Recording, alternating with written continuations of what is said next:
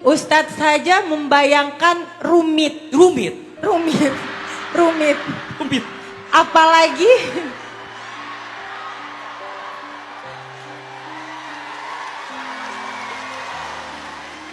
selama pernikahan 21 tahun, suami saya tidak pernah menemani saya di rumah. Saya setiap melahirkan selalu ditinggal oleh suami saya. Sebentar. Anak ibu kan 3. Iya. Oke. Ibu berarti berarti sempat ketemu dulu sama suami Iya. ibu. Iya. Artinya kan gak selama 21 tahun gak ada, pasti ketemu Iya. ada. Iya. Iya. Oke. Saya sedang membayangkan gitu Bu, gimana? Iya. Terus? Ustadz 3. Ustadz saja membayangkan rumit. Rumit. Rumit. Rumit. Rumit. Apalagi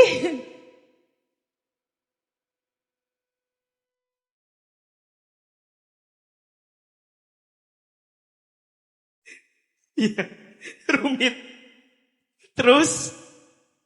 Apalagi ngalaminnya Bu ya? apalagi saya yang menjalankannya.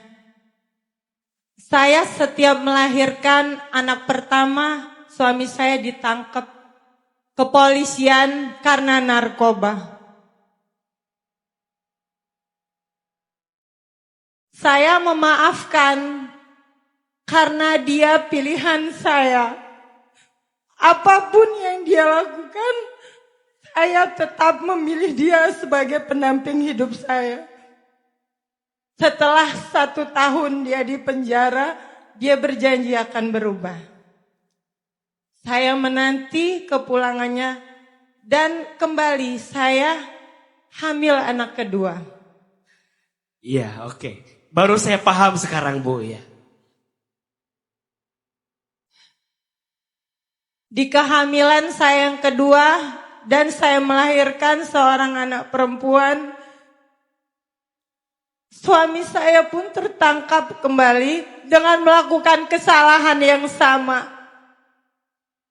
Setiap suami saya bebas dari penjara selalu membawa satu penyakit yang saya tidak tahu apa yang dia bawa dari lapas.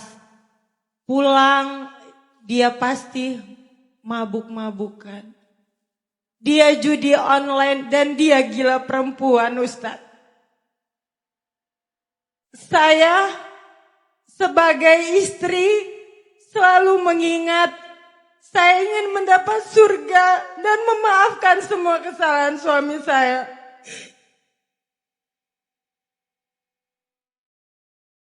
Tapi Ustadz tadi berkata orang yang menyakiti kita adalah orang yang terdekat.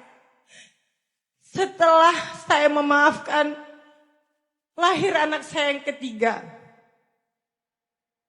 Karena apapun yang saya lakukan, saya berpikir saya lebih memilih hati anak-anak saya daripada hati saya. Lebih baik hati saya yang hancur. Setelah anak saya yang ketiga lahir, Ustadz, suami saya dipenjara lagi, Ustadz.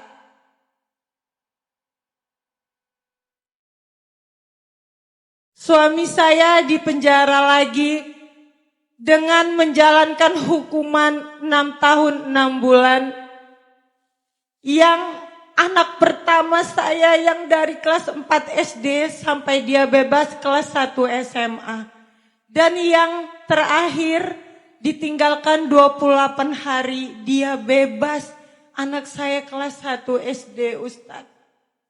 Saya sudah tidak tahu lagi bagaimana hati ini, Ustadz. Saya tidak tahu saya tinggalkan atau teruskan. Suami saya baru bebas, Ustadz, 2 tahun yang lalu. Dan 1 tahun yang lalu dia tertangkap kembali yang keempat kali, Ustadz. 21 tahun Ustadz saya menahan untuk meninggalkan atau melanjutkan. Karena saya sudah tidak tahu caranya mau bagaimana. Semua ada di diri suami saya, Ustadz. Saya bukan mau membuka aib, tapi dari semua teman-teman yang ada di sini yang mengenal saya, mereka tahu pengorbanan saya untuk ketiga anak saya sendirian, Ustadz.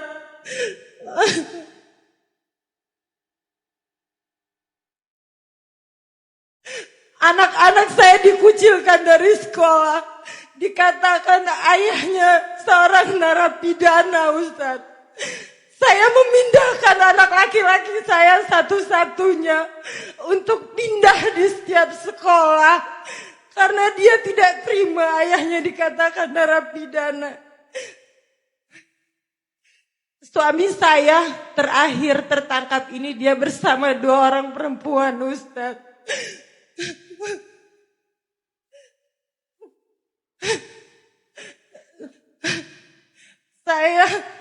Saya sudah tidak tahu hati ini bagaimana, Ustadz.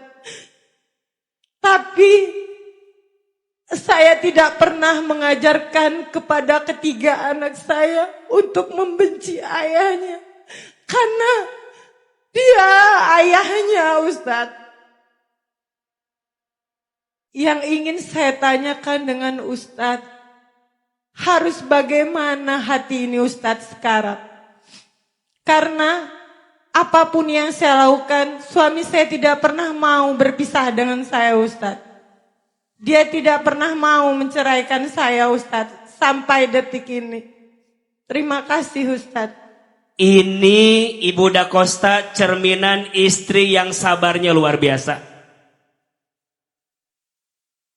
Insya Allah Ibu Dacosta dengan tanpa melebih-lebihkan, ahilman teringat dengan apa yang pernah Nabi sampaikan.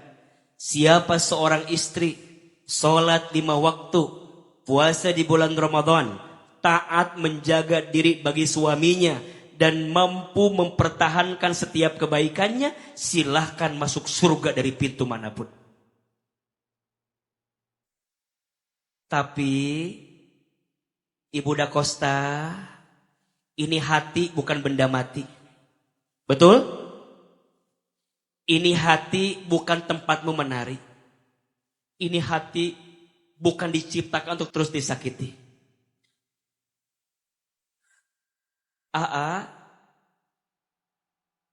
Rasanya ingin menyampaikan kadang kita bertahan itu boleh, tapi bertahan pada luka yang tak bisa disembuhkan, maka sebaiknya tidak kita hadirkan. Kalau ibu bertanya sama AA harus seperti apa, A? Izin ya. Kalau ibu bertahan karena anak, sekarang bagaimana anak bisa bahagia kalau ibunya tidak bahagia? Maka kadang ibu harus pelan-pelan melepas, walaupun mungkin masih belum dan sulit, tapi izin ya. Kadang kerasnya hati perlu kita hadirkan saat situasinya tak lagi mendukung kita. Sekarang kalau bertahan karena masih ada kebaikan bertumbuh, silahkan. Tapi kalau enggak, tentu berat. Tapi saya percaya setiap manusia itu pasti ingin berubah lebih baik. Setuju enggak? Maka nanti kalau suami ibu keluar lagi,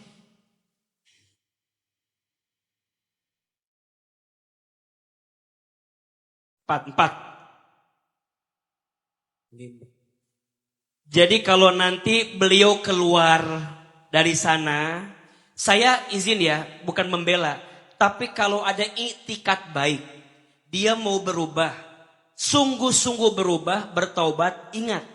Kadang yang saya pahami, orang itu kenapa balik lagi pada maksiat?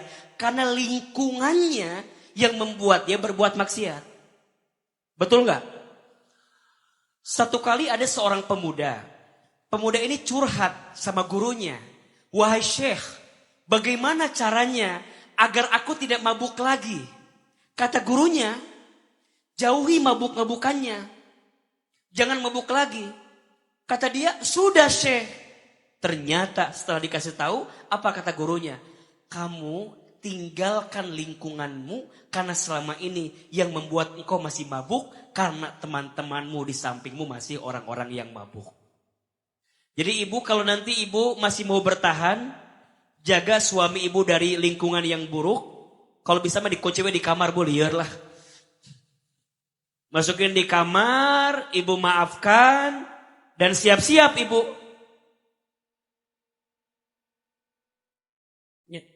Siap-siap, ya gitulah pokoknya nama ya. Ingat ya, lihat ya. Kalau masih ada kebaikan bertumbuh, dia mau tobat, mau memperbaiki diri, bertahan. Tapi kalau udah nggak mau bertobat, udah nggak benar, nggak ada perubahan, ibu juga capek, ibu juga lelah, ya sudah. Kadang ibu harus pergi meninggalkan untuk bisa menemukan ruang kebahagiaan pada hati yang lain. Saya kasih doa, mau atau tidak? Doa saat kita dihadapkan dengan kebimbangan. Bismillahirrahmanirrahim. Ya muqallibal qulub, tsabbit qalbi ala dinika. Ya muqallibal qulub, tsabbit qalbi ala ta'atika.